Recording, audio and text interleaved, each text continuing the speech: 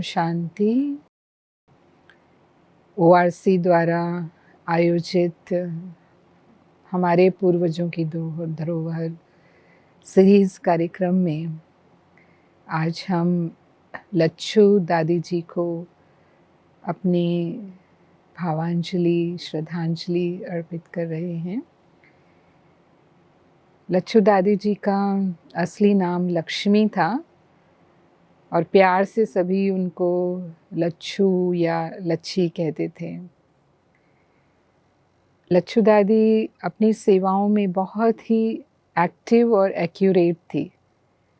जो भी सेवा उनको मिलती थी वो बहुत विधि पूर्वक उसे संपन्न करते थे और उनमें आलस्य अलबेलेपन का तो अंश भी नहीं था। बहुत हल्के और चुस्त थे, एक नामी एकानामी वाले थे, यानी यज्ञ की कोई भी वस्तु को वो व्यर्थ नहीं जाने देते थे। और उनकी जो लिखावट थी वो बहुत सुंदर थी, मोती जैसे अक्षर थे उनके। तो बाबा ने उनको सिंधी मुरली लिखने की सेवा भी दी हुई थी। ओम मंडली के प्रारंभ में वो अपनी बहन ईशु दादी उनकी बड़ी बहन थी और माँ के साथ आते थे और ब्रह्मा बाबा के बहुत वो नज़दीक बैठते थे क्योंकि उनको ब्रह्मा बाबा अपने पिता लगते थे। तो शुरू से ही वो ब्रह्मा बाबा के नज़दीक रहना पसंद करती थी। उनकी आयु कम थी तो बाबा ने उनको बोर्डिंग में डाला। बच्चों के लिए बाबा ने जो बोर्डिंग खोला, तो लच्छू दादी बताते थे कि उनकी पालना बाबा शहजादे शहजादियों की तरह करते थे और बच्चों की एक निश्चित दिनचर्या होती थी जिनकी संभाल 5 दादियाँ और 5 माताएं करते थे।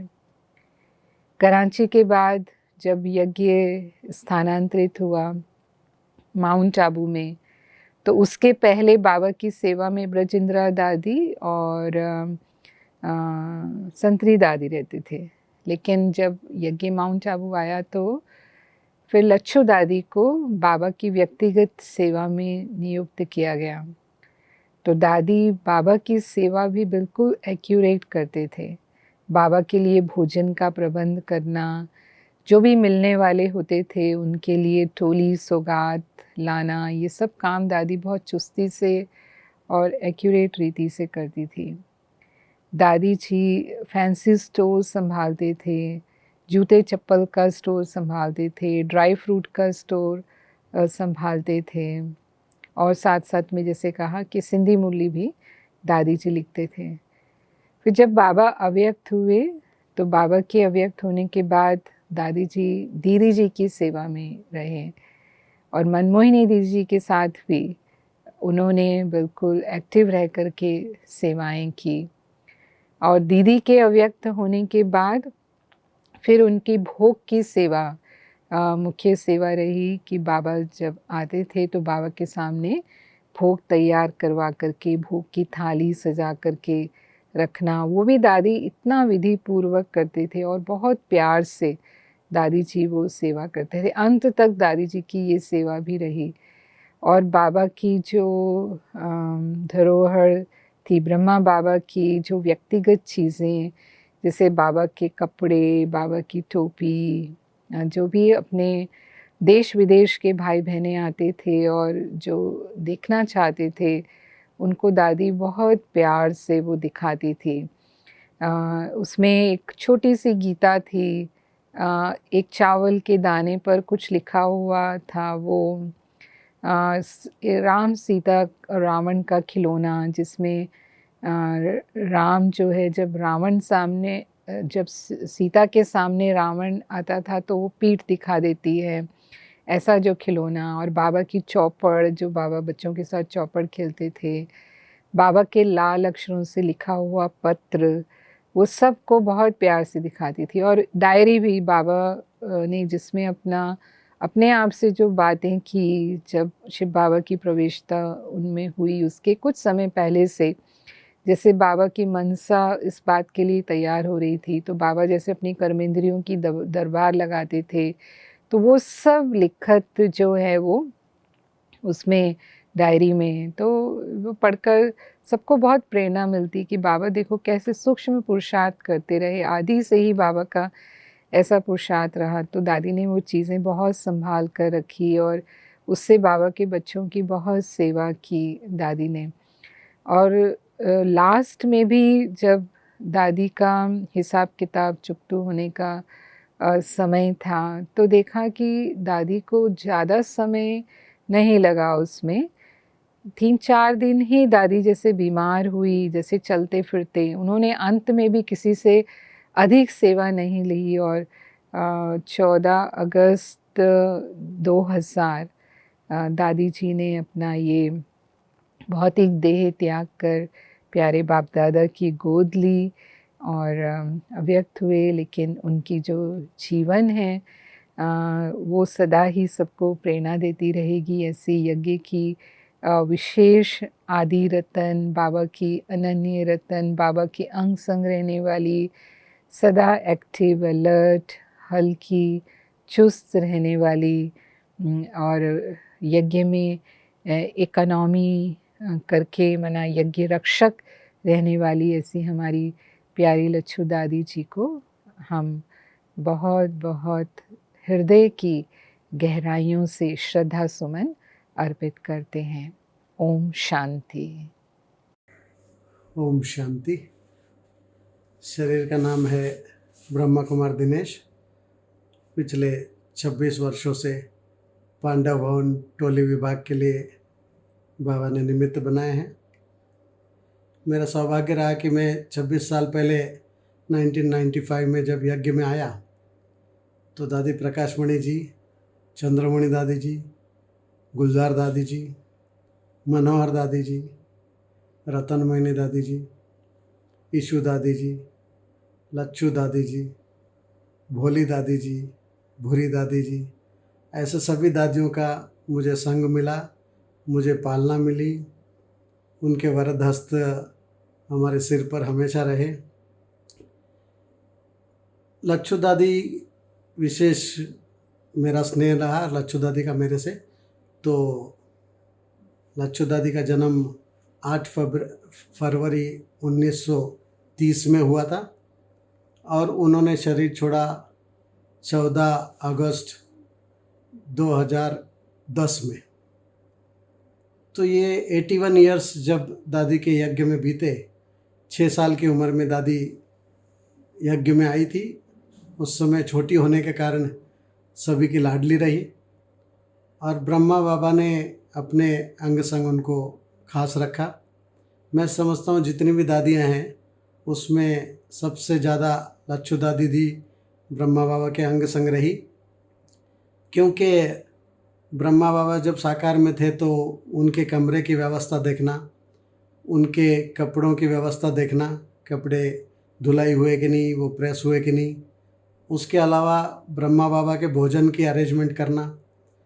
फिर बाबा जब पार्टियों से मिलते थे, बच्चों से मिलते थे, तो उनको फल की या टोली की जिस भी चीज़ की आवश्यकता होती थी तो उसकी अरेंजमेंट करना।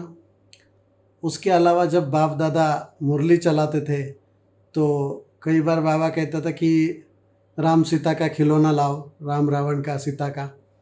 तो वो खिलौने भी दादी लेकर के आती थी। आपको पता होगा मैग्नेट का वो बाबा कई बार वर्णन करते हैं कि जब रावण आता है तो सीता मुंह फेर लेती है और राम जब आता है तो सीता मुंह उसकी तरफ करती है। तो ये सब चीज़ें ब्रह्मा बाबा के आसपास रह के लच्छू दादी करती थी, तो मैक्सिमम समय उनका ब्रह्मा बाबा के साथ ही बीता। और मेरा यह सौभाग्य रहा कि पूरे पांडव भवन में लच्छू दादी ज़्यादा से ज़्यादा समय मेरे को पालना देती थी। टोली विभाग में कई बार आती थी। आपने देखा होगा टेलीफोन एक्सचेंज के पास टोली विभाग है पांडव भवन में, और उसके ही सामने स्टोर है टोली का जहाँ पर टोली पैकिंग करते थे पहले। तो उसके दोनों तरफ किचन है, एक गुलजार दादी का, एक दादी प्रकाशमणि जी का। तो लच्छू दादी का ये सादगी का संस्कार, इतना अच्छा सादगी का संस्कार था उनका कि उनकी आप कमरा देखेंगे तो ईशु दादी के कमरे के बाहर छोटी सी एक संदल है और एक 4 फीट की छोटी सी अलमारी, बस उतना ही उनका संसार था। कोई भी प्रकार का ड्रेसिंग टेबल या अलग से पर्सनल बाथरूम ये सब उन्होंने कभी डिमांड नहीं की, ना उनको आवश्यकता पड़ी। उतनी छोटी सी जगह में लच्छू दादी ने पूरा जीवन यापन किया। मैंने देखा खाना भी ब्रह्मा बाबा खाना खाने के बाद लच्छू दादी खाना खाती थी, तो वही संस्कार वही नियम उन्होंने कंटिन्यू रखा कि दादी प्रकाशमणि जी जब तक खाना नहीं खाती थी पांडव वन में, तब तक लच्छू दादी भी रुकी रहती थी। मेरा सौभाग्य रहा कि दादियों का भोजन परोसने की ड्यूटी भी मैंने की है। तो कई बार दादी प्रकाशमणि जी व्यस्त होती थी और कहीं स्टेज पर प्रोग्राम चल रहा है तो वहाँ दादी बैठी है, कहीं कोई वीआईपी से दादी मिल रही है या कहीं पर मीटिंग चल रही होती थी, तो दादी प्रकाशमणि जी को भोजन करने में विलम्ब होता था। तो मैं लच्छू दादी को कहता था कि दादी आप खा लो अभी, बड़ी दादी, दादी प्रकाशमणि जी को हम बड़ी दादी कहते थे निवासी सब, तो मैं कहता था बड़ी दादी को अभी समय लगेगा दादी, आप खाना खा लो। तो लच्छू दादी कहती थी कि नहीं मुझे अभी इतनी भूख नहीं है, दादी आ जावे खाना खाए फिर हम खाएंगे। और खाना खाते समय भी जो किचन में छोटा सा मूड़ा था उस पर बैठ करके दादी उनकी एक थाली थी उसमें ले करके खाना खाती थी। बहुत ही सादा सिंपल उनकी रहन सहन। जबकि दादी प्रकाशमणि लच्छू दादी ब्रह्मा बाबा की पालना में पले हैं, लेकिन बड़ों का रिगार्ड रखना, उनसे प्यार करना, ये हमने लच्छू दादी से सीखा कि कैसे वो दादी जब तक खाना नहीं खाती थी वो भी नहीं खाती थी और सिंपली अपना एक मूड़े पे बैठ के खाना खा लेती थी। तो उनको ये नहीं था कि बड़ी दादी को जैसे टेबल है, मैं कई बार करता था दादी आपके लिए एक टेबल बना देते हैं, हम खाना यहाँ खाओ, तो कहती थी नहीं मैं यहाँ ठीक हूँ, मैं बचपन से ऐसे ही खाना खाती हूँ, मुझे ऐसे ही अच्छा लगता है। तो उनकी किसी भी प्रकार की डिमांड नहीं थी कि कमरा मुझे अच्छा चाहिए, बड़ा चाहिए, या खाने के लिए मेरे को अलग अरेंजमेंट चाहिए, या कोई ब्राह्मणी मेरे साथ में चाहिए। कभी भी उन्होंने किसी से सेवा नहीं ली। मैंने देखा वो जीवन पर्यंत उन्होंने कभी भी किसी के पास जा कर के ये नहीं कहा कि मुझे ये चीज़ बना करके दो, जो उनको मिल जाता था वो खा लेती थी, साथ में कोई ब्राह्मणी नहीं रखती थी। और एक्सरसाइज बाबा ने सिखाया था, कई बार उन्होंने हमको दिखाया मधुबन वालों को कि मैं ये एक्सरसाइज रोज़ करती हूँ। तो वो एक्सरसाइज करने के कारण दादी कभी भी बीमार नहीं पड़ी। मैंने 26 साल में मुझे यहाँ हो रहे, जब तक दादी जी थी, अव्यक्त नहीं हुई थी, तब तक मैंने देखा कि दादी एकदम स्वस्थ रही, बिल्कुल स्वस्थ रही। तो सादगी भरा उनका जीवन। उसके बाद ईमानदारी। दादी के कमरे में जब दादी जी ने शरीर छोड़ा, उसके बाद उनके कपड़ों के अलावा कोई भी एक्स्ट्रा चीज़, कोई सोने के 2-4 बैच हो या और अंगूठी हो, कोई भी एक्स्ट्रा चीज़ नहीं मिली। इतनी दादी सरेंडर और ईमानदार। कोई भी छोटी सी चीज़ भी मिल जाती थी तो दादी तुरंत दादी प्रकाशमणि बड़ी दादी जी के हाथ में दे देती थी। मुझे याद है एक बार ग्लोबल हॉस्पिटल में एक फंक्शन हुआ, तो वहाँ दादियों का सम्मान किया और सभी दादियों को कुछ न कुछ गिफ्ट दी। तो लच्छू दादी को भी एक छोटा सा चांदी का पेड़ मिला, सिल्वर ट्री। वो कांच के अंदर बहुत सुंदर सजाया हुआ था। तो उन्होंने ग्लोबल हॉस्पिटल में जब उनको मिला तो मेरे हाथ में दिया, मुझे कहा कि पांडव भवन आप जाओ तो मुझे पांडव भवन में ये चीज़ दे देना। तो मैंने संभाल करके वहाँ से लाई ये चीज़, और दादी लच्छू दादी जब आई तब मैंने उनको दिया कि दादी आप ये कमरे में अपने सजा दो। तो उन्होंने तुरंत ही वो पेड़ ले जा करके दादी प्रकाशमणि जी को दे दिया। मैंने कहा कि लच्छू दादी आप अपने कमरे में रखो ना, आपके लिए मिला है ये पर्सनल। तो कहती अरे दादी के पास इतनी सेवा है, इतने वीआईपी आते हैं, इतने बाबा के बड़े बड़े अनन्य बच्चे आते हैं पुराने, तो उनको दे के सेवा करेगी ना, मैं अपने पास रख के क्या करूँगी। तो मैंने देखा 1 रुपया भी उनके कमरे से मिला नहीं। जब उन्होंने शरीर छोड़ा तो वहाँ पर एक चीज़ भी एक्स्ट्रा मिली नहीं कपड़ों के अलावा। इतनी वो ईमानदार और न्यारी प्यारी। अटैचमेंट तो उनका किसी से नहीं था। उनकी लौकिक बहन ईशू दादी थी। काफ़ी सालों तक मुझे पता नहीं था कि ये दोनों लौकिक बहन हैं, क्योंकि जैसे बाकी दादियों से, बाकी सबसे दादी मिलती थी लच्छू दादी, वैसे ही वो ईशू दादी से भी मिलती थी। तो हमें पता ही नहीं चला। काफ़ी समय बाद कहीं चर्चा हो रही थी, तब मैंने सुना कि ईशू दादी और लच्छू दादी दोनों बहनें हैं आपस में। मतलब उनका ये नहीं था कि ईशू दादी मेरी बहन है और अकाउंट की इंचार्ज है तो मैं उसके ऑफिस में मैक्सिमम बैठी रहूं, उससे कोई सैल्वेशन लूँ या उसके जो पोस्ट पोजीशन है उसका मैं कोई फ़ायदा लूँ। तो इस प्रकार से उनका बिल्कुल भी किसी से भी अटैचमेंट नहीं रहा। सेवा में इतनी सफाई और इतनी एक्यूरेसी, इतनी पंक्चुअल। हम देखते थे कि 7:30 बजे जब सुबह सदगुरुवार के दिन भोग होता था, 7:30 बजे दादी लच्छू दादी जी 7:30 बजे भोग लेकर के वहाँ पहुँच जाती थी। 8 बजे, पौने 8 बजे भोग लगना होता था, तो उनका टाइम फिक्स था। हम कई बार भाई घड़ी लगाते थे कि दादी को आज लेट हो जाएगा, लेकिन 7:30 बजते ही कभी 7:35 या 7:40 ऐसे कभी नहीं हुआ। लच्छू दादी 7:30 बजे एक्यूरेट भोग लेकर के वहाँ पहुँच जाती थी। मेरा सौभाग्य रहा कि लच्छू दादी ने भोग की ड्यूटी मुझे दी, वो भी बड़ों से पूछ के दी। शांतिवन में एक बार सभी दादियाँ खाना खा रही थी, बहुत साल पहले, शरीर छोड़ने से बहुत साल पहले। तो उन्होंने सभी दादियों से पूछा कि मैं अगर शरीर छोड़ दूँ या बीमार हो जाऊँ या कहीं सेवा के लिए विदेश चली जाऊँ 15 दिन 1 मास के लिए, तो भोग की सेवा कौन करेगा। तो सभी दादियों ने कहा कि टोली वाला दिनेश भाई है, उसको आप सिखाना। फिर वो पांडव भवन जब आई, तब पांडव भवन में सभी वरिष्ठ भाई एक जगह पर न्यूज़ देखते थे। राजू भाई साहब मुरली विभाग के, रमेश भाई साहब लिटरेचर विभाग के, वल्लभ दादा जो सारा स्टोर का परचेसिंग का उनके हाथ में था। तो इन सभी को उन्होंने पूछा कि भाई किसको मैं निमित्त बनाऊं, तो उन्होंने भी मेरा ही नाम दिया, मेरा सौभाग्य है ये। तो लच्छू दादी ने उसी दिन से मेरी ट्रेनिंग चालू की। जब भी सद्गुरुवार होता था मुझे अपने साथ ले जाती थी कि देखो ये ऐसे करना है, फल ऐसे सजाने हैं, जो बड़े बड़े फल है वो ट्रे के चारों तरफ हो और बीच में छोटे फल हो, जैसे अंगूर है उसको प्लास्टिक में डाल करके रखना है, और चीकू है, ऐसे सब बीच में सजाओ। और फूल भी कैसे, उसकी अगर कांटे हैं या कहीं सड़ा हुआ है, कहीं कीड़े हैं, तो उसको अच्छी तरह से धुलाई करके साफ़ करके उसके बाद फूल की प्लेट सजाओ। तो एक्यूरेसी की बात मैं सुनाऊँ, एक बार लच्छू दादी ने मुझे सिखाने के बाद बाप दादा का प्रोग्राम जब बुधवार या शुक्रवार आता था, तो लच्छू दादी गुरुवार के दिन नीचे ही होती थी। तो मुझे उन्होंने कहा कि मैं तो शांतिवन में हूँ, आप भोग की सेवा कर लेना, और मुझे चाबी दे के गई थी। तो मैंने, दादी ने जैसे सिखाया था वैसे मैंने भोग का पांडव भवन की सेवा की। तो 2 दिन बाद जब दादी आई पांडव भवन, तो उन्होंने पहले जा कर के वो अलमारी खोली। तो फूल की जो प्लेट रखते थे वो ऊपर रैक में रखते थे, अलमारी एक ही थी, मैंने 1 फीट नीचे रख दी वो प्लेट। तो जब लच्छू दादी आई, उन्होंने अलमारी खोली और फिर तुरंत टोली डिपार्टमेंट में आई और मुझे बोला, अरे तुमने ये क्या कर दिया, चलो इधर मेरे साथ। तो मैंने सोचा कि कोई बड़ी गलती हो गई, तो मैं दादी के साथ गया। तो दादी ने बोला, ये प्लेट ऊपर रखते हैं ना, आपने नीचे क्यों रखा। तो मैंने बोला, दादी अलमारी के अंदर ही है, गुम तो हुई नहीं, तो प्लेट तो अंदर ही है। दादी ने बोला, नहीं, कोई अंधा भी आकर के अगर अलमारी खोले तो उसको उसी जगह पर मिलनी चाहिए प्लेट। तो इतनी एक्यूरेसी दादी सिखाती थी। उनके जो भोग के रुमाल है वो कैसे रखने हैं, कैसे प्रेस करने, हर एक चीज़ दादी ने सिखाई। तो जो एक्यूरेसी उनके अंदर थी, वही वो चाहती थी कि उनके नेक्स्ट भी वैसे ही भोग की सेवा होती रहे। तो मुझे उन्होंने कूट कूट करके एक एक बात सिखाई कि कैसे आपको भोग की तैयारी करनी है। अमृत बनाते समय कितना जल लेना है, जैसे एक जग था, वो 100 लोगों का उनका अंदाज़ था कि एक जग में 100 लोगों को अमृत पिला सकते हैं। तो बोर्ड पर जाके संख्या देखती थी कि भाई मुरली का बोर्ड है, वहाँ पर संख्या लिखी होती है, फिर उसके आधार पर अमृत बनता था। उसमें इतनी चीनी डालनी है, इतना उसमें केसर डालना है, इलायची इतनी पड़नी चाहिए। तो एक्यूरेट, आपने देखा कितने सालों तक दादी जी जब भी अमृत बनाती थी तो एक जैसा टेस्ट रहा उसका, और वही दादी जी ने कूट कूट करके हमको भी सिखाया। फिर लच्छू दादी जी, हम कई बार हंसी करते थे कि दादी के पास बहुत सारे डिपार्टमेंट्स थे।